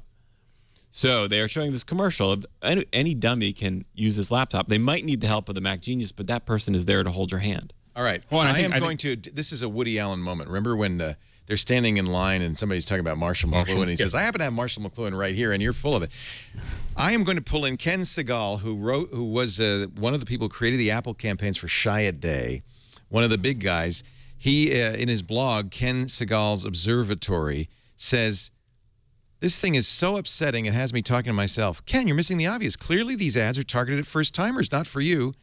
Ken says, and this is directly aimed at you, Aaron Hillegass. Uh-oh. That's a seemingly logical defense. It's also a horrible one. How many great campaigns have you seen that appeal to one target group but turn off everyone else? There's no excuse for a campaign like that. Apple's momentum is fueled by the enthusiasm of its core customers. The last thing it wants is to win new customers at the cost of looking ridiculous to its enthusiastic supporters. And it does. He's right. Coke in the Morning was also a failure. Coke in the Morning, not so good. I think that this is squarely aimed at the conversation around cost of ownership. So the thing is that what they're really showing is, sure, you can get a cheaper computer and then you're not going to get any help. You know, and that guy that's standing over there helping you, he doesn't know anything about what he's doing, and you're not really getting what you expected, and you're not, you know, and we have. You can come to our stores and we can help you get the most out of your computer. And you know, it's not you're buying an experience from us and a relationship with Apple. I'm not saying necessarily this is a good idea. I mean, I find the ads a little annoying. My wife laughed at them, so she thought they were pretty fun. She enjoyed them. I think Segal hits the nail on the head about what my complaint is. He says, These spots are actually cast as if they're sitcoms with exaggerated characters like the father-to-be in Labor Day or the passenger in Mayday or the sleazy PC store owner in Basically. These spots try to make their points through comedy alone and this is exactly what I couldn't articulate this, he did, with little sense of authenticity in characters or situations. These are sitcoms. This is exactly what's bugged me about this. And I couldn't put my finger on it, but that's exactly it. The thing that usually highlights an Apple commercial is that it has the same sort of simplicity and elegance that you usually see in an Apple product. And these do not. These look like Windows ads. I mean, I guess the difference is that I'm used to seeing iPad and Mac ad, like the Retina Mac ad that simply says, "This is the best Mac we've ever made. Here's the incredibly super sharp screen. Here's how trim and wonderful it is. Goodbye. Please buy one." And when they show the iPad ads, in which they're showing you a sort of a parade of about 10 different apps, it shows off the wonderful experience of having an iPad. And also the latest generation, you can tell that the focus is to remind people that this isn't just a game machine, this isn't just an ebook reader, this really is a new kind of computer. The difficulty that I have, I think, more than anything else, is that I don't know what message Apple is trying to send with this. Right. Well, I mean, it's a lot of stuff. In our chat room, A. Rugi, I think, hit it on the head. He said these look like Dell ads. They really do. They don't do. They? They do. Yeah, they do. I said, you're buying a Dell. Even worse than fascist or Jay Leno. Dell ad. John Louis Gasset, former head of Apple, head of Macintosh, tweeted when the ads came out, and he did this in a French accent. Ouch. Cringe-inducing new Apple Genius ads for Mac. Ouch. And as I said, I do agree that the issue is for folks like us. I find that one I find them to be a bit condescending, a bit, all these other things.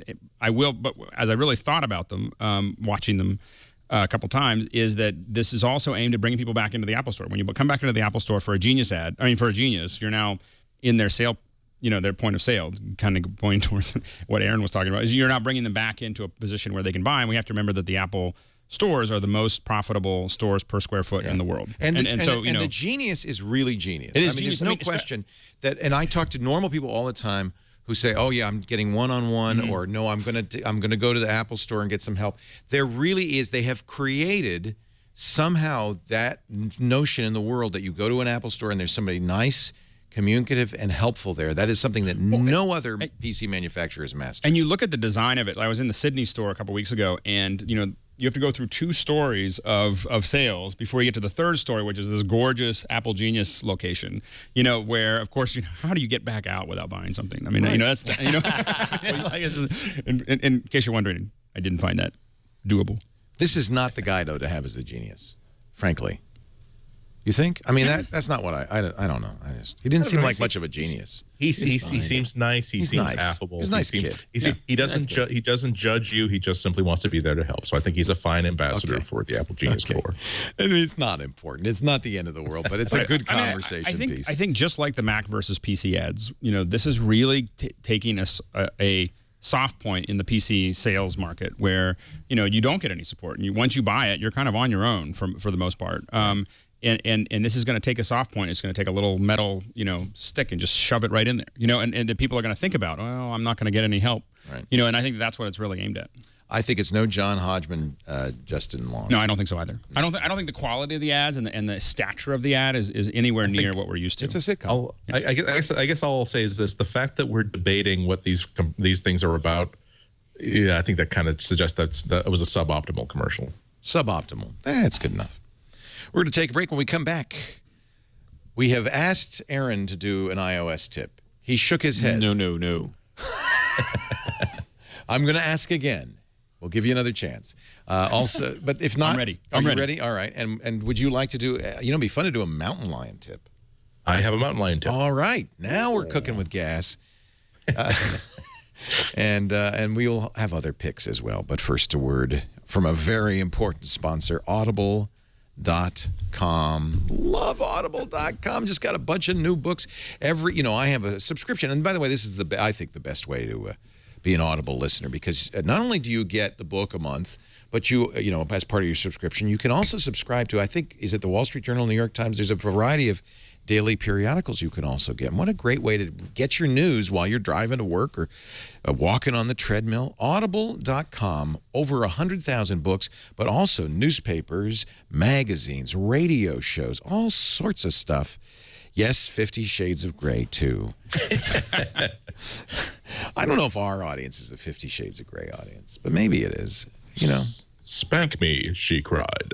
Spank me and dominate me the way that only you can. Do you want to? I'm not. Chapter 4. Again, this isn't aimed at me or anybody on this panel, but I'll just play for you a little bit of 50 Shades of Grey, the Audible version, just so you can hear how it sounds. The narrator, E.L. James, the author, but the narrator Becca Bato and this is Audible often does this. They have very good narrators, and if the story is in first person, the narrator will be the same kind of person, right? So the narrator of 50 Shades of Grey is a young woman, I don't know, 20-something woman, and the narrator is as well. Listen.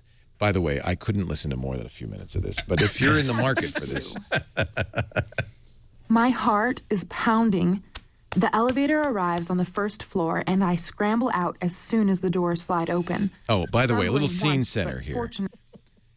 So she's a young lady. She's in love with Christian Grey. He's a wealthy, distinguished man, and he has just kissed her unexpectedly for the first time in the elevator. Definitely not sprawling onto the immaculate sandstone floor.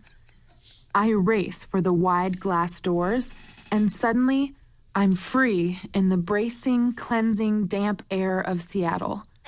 Raising my face, I welcome the cool, it's like refreshing the narrator's eating Brussels sprouts. He's like, this? okay, I gotta get this stuff. But first, now, somebody I know very well listened to the audiobook of this and loved it, right? No, right. I think it's not for us. It's for the distaff side.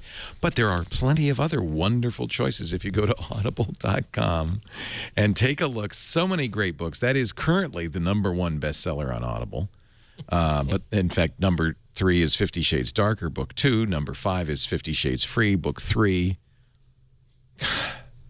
The Hunger Games is on there. But there's so many great things. I just downloaded. I am going to start listening to the Alan Furst novels. These are really wonderful.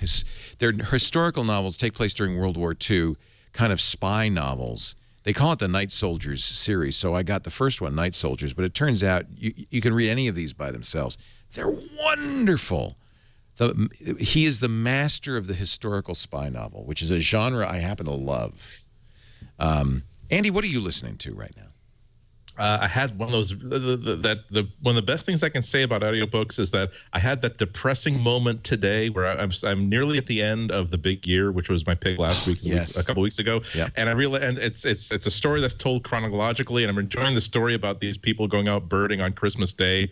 And I'm like, oh, that's a fun. Oh, that means it's nearly the end of the year. Oh, the book's going to be over soon. Oh, don't you hate that? I'm almost at the end of The Stand. And I'm literally thinking, oh man, now what? I mean, what am I going to do until I find another audiobook that I really, really enjoy? Oh, yeah. Dang it! Why does Andy not always get the fuzzy under the lollipop? Well, I'm sure you have something queued up. I have, as coincidentally, something that ties in really well with what you just recommended. I discovered this just this morning on my way back. Now that I'm looking for my next book, and oh boy, one of my favorite audiobooks ever by Ben McIntyre was Project Mincemeat, which is the story, World War II espionage story about when Allied spies decided to take a corpse, dress him up like a downed RAF member of the RAF with secret documents that would hopefully trick. They would leave it in the ocean, would wash up on the shore where they knew the German spies were, and hopefully they would find it and they would believe that this was a top secret courier with plan that blah blah blah. Great book. The same author has come up with a brand new book this week called Double Cross: The True Story of the D-Day Spies. Ooh. And it casts a wider net. This is all about the counterintelligence operations that were happening from the Allied point of view to basically trick the Nazis and the Germans into thinking that the D-Day invasion was happening someplace else entirely. Now, there is a James Patterson novel, the same name. Don't get fooled by this. Right. This is Philip. This is by Ben Mac. Is this the one from that crazy Portuguese guy? It includes stories. Now, I did, but usually before I actually click the button and buy one of these audiobooks, if I'm not familiar with it, I'll read a couple of reviews, and oh man, just these 800-word reviews talking about how their plans involved. They successfully turned every single secret agent that the Germans put in London. Chiefly because none of these agents they did a bad job of selecting them, and almost to a man when they landed here, they went immediately to the British embassy saying, "Hi, I'm a German spy. I would very much like to be a double agent because I can see it's not going well for you right now." Exactly. So this is all about how they were managing all this information. Wow. All these people who were the idea that if you've been chosen as a spy, you're probably at least 30% crackpot to begin with. So the idea of managing these people into effectively providing counterintelligence to the enemy was a big problem. Also, you have the problem of having to convince Allied generals that we need you to start boasting about where you're going to be landing troops, but do it in such a way that it's subtle. But meanwhile, these are generals who are used to being hams. And then you get these stories about again, these just for the reviews. I mean, you can tell how excited about it, about how the person that they really needed to convince was this German general who hated Hitler, who actually in a way decided that, look, we could either not have it, we could either lose so that we never have a Germany ever again, or if we lose really, really quickly, maybe they'll let us have Germany again in 5 or 6 years. Let's see if we can lose really, really quickly. Wow. So the audiobook is about 12 hours, 39 minutes, and now I'm like, oh boy, I'm almost done with the big year, because now I can start listening to Double Cross soon. That's the psychology of Audible. That's why Audible's so great. You get engaged by these books. Andy and I are both fans of history. So is Paul Thurrott. And I don't have enough time. I don't know about you to read history books. I mean, I barely got enough time to read the stuff I have to read for work. So it's wonderful to have something on your iPod or your iPhone or your Kindle, or it plays on almost everything, your Android or BlackBerry or Windows phones, that when you're in the car and you're stuck there because you got to commute for a couple of hours, or you're on the treadmill, or you're walking the dog or doing the dishes, that you can do that pleasure reading that you just don't get to do otherwise. Do you find you drive slower? Oh yeah, I do. I'm like, I don't have enough time to finish this chapter. It's just fantastic. So this is the book. It's Ben McIntyre. There are about 80 books called Double Cross, unfortunately, on Audible. Double Cross, the true story of the D-Day spies. I read Operation Mincemeat on your recommendation, Andy, and I loved it. I had read The Man Without a Name, right, which was I don't know if that's novelized or just kind of the broader history of it. So to read the back story was great.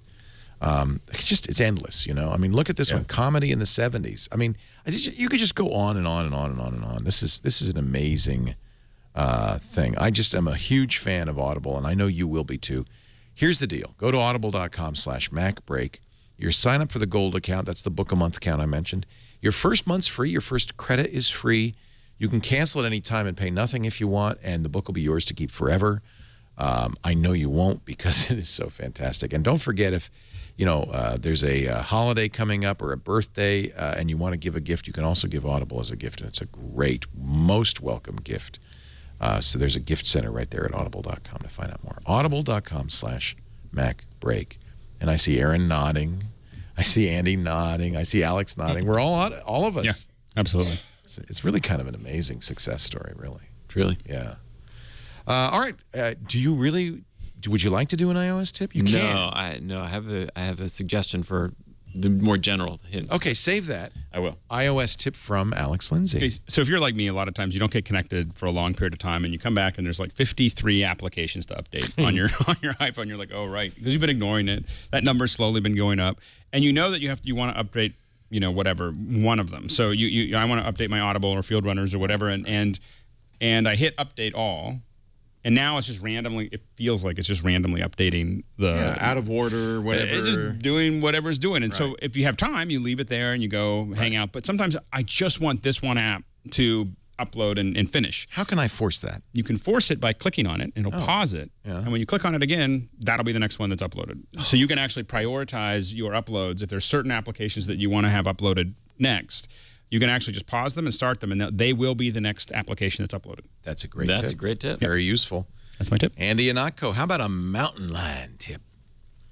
This is one of the most eagerly awaited features ever since Lion was introduced, and they went down to versioning where you lost the save as option in the file menu, where you're working on a document, you want to create a brand new copy of this document and work on this document from this point forward.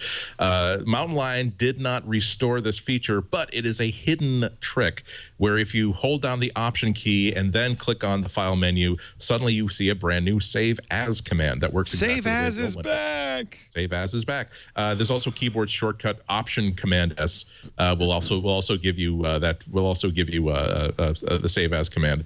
But yeah, I mean, of all the great features that are in Mountain Lion, I can't believe that's one of the ones that I really am glad is back again. I missed save as. Yeah, that was the one thing I think people really complain about with Mountain Lion. Good. So hold the option key. It's there.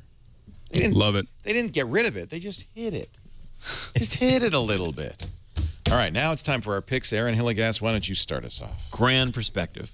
Yes. So I have moved to an SSD drive, which I love. The performance is incredible, but it's so much smaller than my spinning hard drive used to be that I'm always dealing with getting things down to reasonable size. And programmers always say, do not optimize until you measure it, because you often think you're optimizing the problem when you're not really. You're just making it worse. And Grand Perspective lets me look at what's really creating the problem. It is an open source project. It's free. There is a donation link there. Please donate to the project. But it lets you actually see things in a graphical way. It gives you an idea of what the big problems on your hard drive are. This is such an awesome app, and I'm glad it's been out for a while. It's long a long time. And I'm glad they're keeping it up to date, so it still works. Works great. It's free because it's on SourceForge, so it's open source. Grand Perspective without an e.sourceforge.net, which is kind of a weird thing because it is Grand Perspective with an e, but I guess it's too long for the URL. Good tip. Really a useful tool. Yeah, thank you for the recommendation. Alex? So I have... Not another... Stop with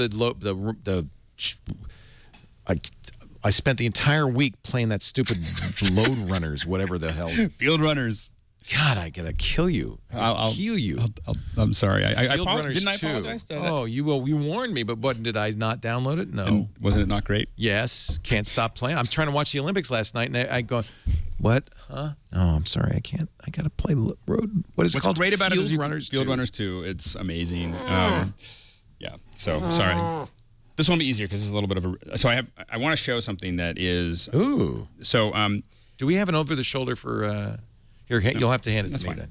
So this is Tai Chi in 3D, and so but is that her name, Tai Chi? I don't know what her name is. So the interesting thing here is they motion captured obviously someone who's in Tai Chi, and I will say as someone who does motion capture, the motion capture isn't perfect. I mean the cleanup isn't perfect. There's some joint pops and stuff like that, but so you can see it there. Right. But go ahead and scroll around. It's not just a video. So this is a real-time 3D. And so what I'm more interested in as far as recommending this is this to show you how to do Tai Chi? This is to show you how to do go through the forms. And I think that there is a huge industry that's coming when it comes to our iPads and our iPhones of being able to learn how to do lots of different things and being able to get this. The reason that I have a motion capture system is so that we can get good at doing stuff like this. I always wanted to learn martial arts at home, and the problem is those photos. When they do the Kama Sutra in 3D, man, you're really in a zone today. So yeah, so the but anyway, it's a great way if you want to learn how to do Tai Chi. But I think that again, a lot of this is just a point to the future of learning, where we're able to learn how to do whether it's martial arts or Tai Chi or a variety of other you can imagine a lot of different sports techniques and everything else. It's a great way to get that real time, and it just shows you what an iPhone or iPad can do. This is a pretty good little setup. So anyway, so that's my recommendations. Tai Chi 3D. Really cool. The only other thing I wanted to do is I've been in this research mode of headphones. Yeah. I'm just going to get this. Now, these are the Etymotics. You recommended the ER7s before. I think they're really good. And here's the thing: is I've gone through the process of buying 5 of them. Lisa and I were just talking about this because you burn through them, they break, and they're very expensive. I wash them. That's my problem. Yeah. So I bought 5 different ones. So when I room up, I buy different headphones to see if I really like these Etymotics. And I will say that I've come back to they're the best. These are the best. Yeah. These Etymotic ones. Now, what I will say is the bass response isn't as good as some of the other ones, but I think from it's a more listenability natural. when I'm actually if I'm going to use it for my phone, these are way more listenable, even though my bass response isn't as good as some of the other ones that are made. Right. When there's a high bass response, it's really hard to understand what people are saying. So it actually makes it easier to use them really as something that I'm going to These are the HF2s or HF3s? I think I have the HF3s. And the... hey, good news. Under $200. Right. It's $199.99. The microphone is the right distance, so a lot of them are way too low, too far away, and everything else. They really stick into your ear, which is important to me. So and I will not get on a headset without these on an airplane without these headsets. This is kind of a repeat recommendation. I didn't want to make my only recommendation because I've talked about them before, but I went through this whole journey through the wilderness for 40 years of other headphones to see if this was really the best, and I've come back to I think these are really the best ones out there. Yeah. One actually pro tip, because Lisa says one ear keeps going out, and they come with a little weird screwdriver and little weird filters. It's a huge feature. So when your earwax plugs it up, as it will with any headphone you put in ear, you use the little screwdriver, you pull out the old filter, you put in the new one, and it's good as new. Most of the times, that's what's wrong. And most of the time, that's the end of your other headsets, because they have the real big, they have a real big opening and everything else, and you put them in there, they clog up, and there's no good way to really clean them. Right. And I used to complain about these Etymotics because they did that, and then I learned, oh no, that's not a bug. That's why it's you a want feature. it. And you order them, they're nothing. It's like a $6 for like 5 of them or 10 of them, whatever. I keep a little bag in there, and it takes just a second to pop a new one in, and it's a huge feature over some of the other ones, because the other ones they just fill up with earwax and then you're done. I agree. So anyway. I agree. I get usually 3 months, 4 months before the sound starts to diminish in one ear, and then you just replace it. Yep. Good tip. Thank you. Yep. Andy Ihnatko, your tip of the week. This is sort of a narrow recommendation. If you are a fan of Mystery Science Theater 3000 and or really bad movies, you are familiar with a movie called Manos, The Hands of Fate. and now it's an 8-bit movie, by the way. Now it's a Nintendo style video game that's set inside the Manos-verse. Sorry about the pixelation. I was downloading something earlier to get something working. But yes, it is the typical Super Nintendo style jump collect coins. You do get to meet Torgo. You do get to meet the bots. I hope this was a licensed production, because in any event, it reminds you of two things. Number one, that nostalgia is a powerful motivator. This company got $1.99 out of me by virtue of the fact that although I'm not like a huge gamer, the fact that I could now, there is a game based on Manos, The Hands of Fate, and I could own it for $1.99, that got the $2 out of me. And also I like this kind of retro gaming. I like these simple side scrollers where I'm not going to be spending 3 days of my life trying to figure out how to pick up and swing an axe, and then the next 5 days trying to figure out, okay, I can swing it now. How do I not get killed while swinging this thing? You already know how to play this game in your sleep, is what you're saying. You know how to play it, and a lot of it is just going to be simple puzzles of how do I get past the snakes, right? And how do I manage to duck they're on the first level. It ends with there are 2 people in a car smooching and throwing beer bottles, but not really caring whether they hit you or not. And that if you get past that, then you get to actually meet Torgo. So, Bill Corbett of Riff Tracks and Mystery Science Theater 3000 says this game will be bigger than Skyrim. Enough said. Oh, there you go. I want to download this iPad and iPhone. By the way, great. John, our studio engineer, has another pick to add to this. They're Riff viewing it live and broadcasting it to theaters across the country. Oh, that's interesting. Yes, they found some guy actually found either the original camera negative or the original camera positive of Manos. Wow. So it has never existed in anything other than really scratchy, baffed up 16mm prints. And so he is restoring it. He was restoring it shot for shot in full 70mm Avatar style glory, which means that even Hitler had a dog that loved him, and much the same way, there are still people who even love Manos, The Hands of Fate. Well, apparently. I got a couple of things I want to talk about. First of all, we did mention this at the beginning. Of course, Andy's got his great review on the Chicago Sun-Times of Mountain Lion, but the definitive review, John Siracusa does this every year now, and poor guy, he's now got to literally do it every year. Once you develop that expectation. 25,000 words. Key to life is being unreliable.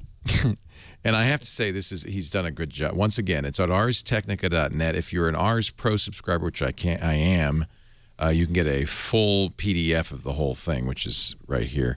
This is just, I mean, it's a must-read reference, right? Lots of good stuff. And you'll find lots of tips in here. I don't know why. There's a whole page on the chess game. And you might recognize this, Aaron, because this is, in fact, the same one that came with the next cube. But now it has Game Center integration in it. Game Center is part of Mountain Lion. So it's a very exciting step forward for the chess. Slick? Yeah. And they hide it, by the way. It's hidden in like a weird folder, so it's still there. That's the good news. But okay, that's tip number one. Tip number two, I did mention last week or the week before a Lion Tweaks app that I found very useful. Now the same guy has made it for Mountain Lion. So if you want to remove, this is the single best reason to buy it. It's free. He's asking for a $3 PayPal donation, which I would give him. If you want to remove the skeuomorphic leather stitching on iCal or the address book, there's a button for that, and it's in Mountain Tweaks. He also has single button things like put the library folder back and stuff like that. What if you like the leather? Then you don't have to push that button. It doesn't force you to do anything. Can we still have the new car leather smell? That no one has figured out yet, and when Apple does, that's going to be a big seller, I can tell you. Finally, I just want to, maybe we'll do this next week. You know, we had that great Chirp.io demo last week, and now there's a new program. I have it, but I don't have enough other people who have it, so maybe you can get it. Everybody, it's called Viclone. Have you seen this? I've not. So the idea is everybody puts this on their iPhone, and then you all shoot video of the same thing. So if you're going to a concert or an event, you all are shooting different angles of the event. It uploads all the different cuts to the Viclone server, plus it chooses one audio track, and it automatically does the camera switching and the mixing from your different angles. It puts together a video of that event automatically with the same soundtrack. But we need two things. We need a bunch of people with Viclone on their phone, and then we need something to take a picture of. Maybe we'll do it of a show at some point, but I just love this idea. By the way, you can go back and then remix, recut, so you have access to all the shots. I think this is a really interesting idea for crowdsourcing video. Evidently, I do have it. I went to download it. It's been installed. Yeah, somewhere in here. You heard about it. Yeah. So look, this is a really bad example, but this is automatically mixed from 3 or 4 people with iPhones taking pictures. They take a single soundtrack. It syncs all the video based on the sound, yeah? It does, yeah. So these are just sample Viclones on the page. It would be better at a concert, I think, or an event. Isn't that interesting? I just think it's a really interesting idea. Absolutely. Yeah. Yeah. Well, and especially when you think, I mean, concerts are a good one. It's easy because you have a continuous audio stream. Exactly. That's why they're showing examples of this. Well, we could do it for one of our shows. We could have 5 people in the audience shooting MacBreak Weekly. I mean, anyway, it's free. It's it's for iPhone, and I don't know. I want people to try it. I would love it if that became like a new Instagram. Where if the fact that you're at this, especially like an event like, let's say the opening of the Olympic, the opening of the Olympic Games, where here we are. Here is the opening of the Olympic Games, actually. There you go. Yeah. Foxy boxing is just an exhibition sport, but they have great hopes for it.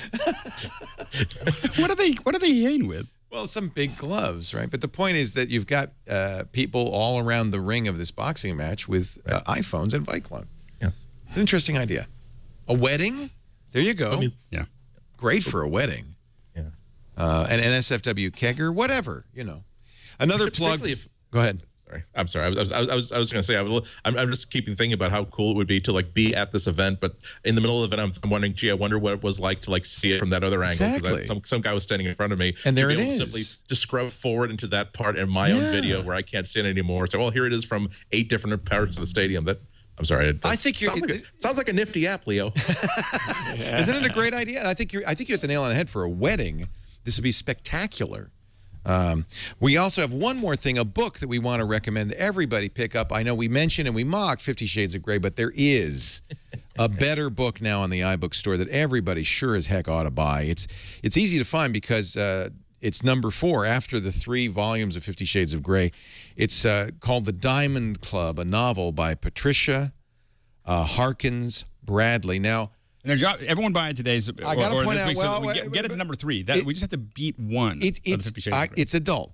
Okay, I just want to emphasize, this is not for the kiddies. You don't have to read it, just buy it. It is, pay no attention to the 31 pages. It's 241 pages of very adult romantic fiction for 99 cents. And if you've ever been to the Diamond Club in San Francisco, if you've ever participated in the Diamond Club in any way, shape, or form, you know what I'm talking about. And I just think it's only on the iBook store. It's only available for a limited time. It's only 99 cents.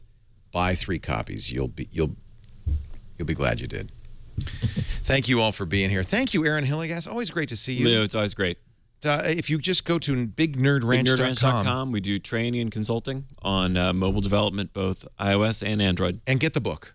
Even though it's old. The book that Leo is pushing is Objective-C, the Big Nerd Ranch Guide. It came out in November. It's awesome. If you want to learn how to write software for Macs or iOS. It's great because it starts from the very beginning. Yeah. It opens up that world to a lot of people. I was very impressed, really impressed. It's a really great book. Thank you for sending that along.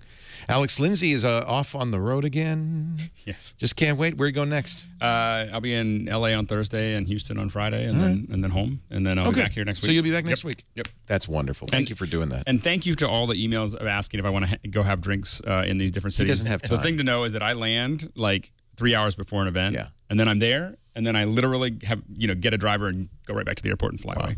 So, but anyway, when I do have the time, like I did in Melbourne and Sydney, it is great to get drinks with folks, and that was fantastic. So, but I'll let people know. I'll put on either my G Plus page or my Twitter that I have actually time to have drinks. And of course, Andy Ihnatko at the Chicago Sun-Times. Good to have you as always. We'll be back next Tuesday. I promise this time at 11 a.m. Pacific, 2 p.m. Eastern Time. 1800 UTC at twit.tv. If you miss a show live, of course, we make on-demand versions available always in audio and video at twit.tv/MBW or on iTunes, wherever better podcasts are aggregated. We're very happy to make those available to you absolutely free. Everything we do is always absolutely free, except bricks. Those aren't free. Hey, one more thing before we take off. I am going to do a Reddit Ask Me Anything. Tonight, 8 p.m. Pacific, 8 p.m. Eastern, 5 p.m. Pacific time. That is right around midnight UTC. Now, here's the deal. It's going to be there forever, and I'll probably keep going back every once in a while to answer questions, but the bulk of the questions and answers will start at that time, just so you know. So Reddit AMAs are really fun. I don't know what I'm going to say. I am a twit. Ask me anything. I don't know. I'm hoping, actually, we get a lot of questions about the old Tech TV days. That would be a lot of fun to talk about. But anyway, Ask Me Anything means ask me anything. And I shall answer tonight on Reddit. Reddit.com/r/IAMA. Reddit.com/r/IAMA. Hey, thanks, everybody, for being here. We'll see you later. Get back to work now. Break time is over.